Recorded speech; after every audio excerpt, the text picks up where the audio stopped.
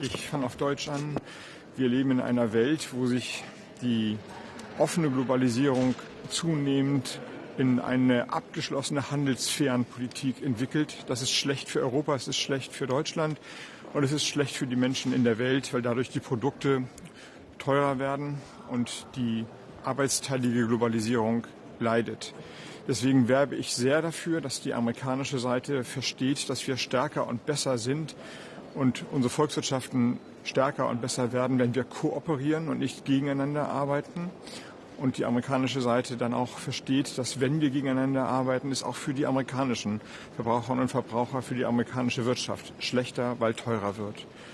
Europa wiederum hat ein eigenes Interesse, mehr und weitere Handelsabkommen abzuschließen. Das betrifft vor allem jetzt das ja quasi fertige Mercosur-Abkommen, das in den letzten Monaten und Jahren der Verhandlung noch mal deutlich nachhaltiger und besser geworden ist. Es wäre die richtige Antwort auf diese Tendenz zu Abschließung und Zöllen und Handelsbarrieren, dieses Abkommen jetzt zu finalisieren. Und drittens muss Europa sich selber klar machen, dass es geschlossen und einig agieren muss und einig agieren soll. Das ist im Interesse von all den Mitgliedstaaten, dass wir uns nicht spalten lassen. Das heißt, aus dieser Phase des Übergangs stärker und geschlossener und entschlossener hervorgehen, das ist, würde ich sagen, ein europäischer Imperativ. Keiner kann Interesse haben, das habe ich ja gerade gesagt, an einem Handelskonflikt mit den USA. Aber sich in den Staub zu werfen, wäre eben auch falsch. Der europäische Binnenmarkt ist für die amerikanische Wirtschaft genauso wichtig wie der amerikanische Markt für Europa.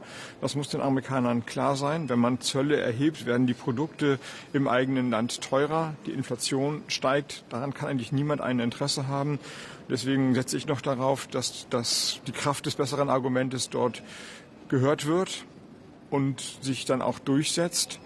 Aber in einem Modus des Duckmäusertums zu agieren, wäre auch falsch. Denn die Argumente, aber auch die eigene Stärke sind doch so groß, dass man selbstbewusst auftreten kann. Poland says that fertilizers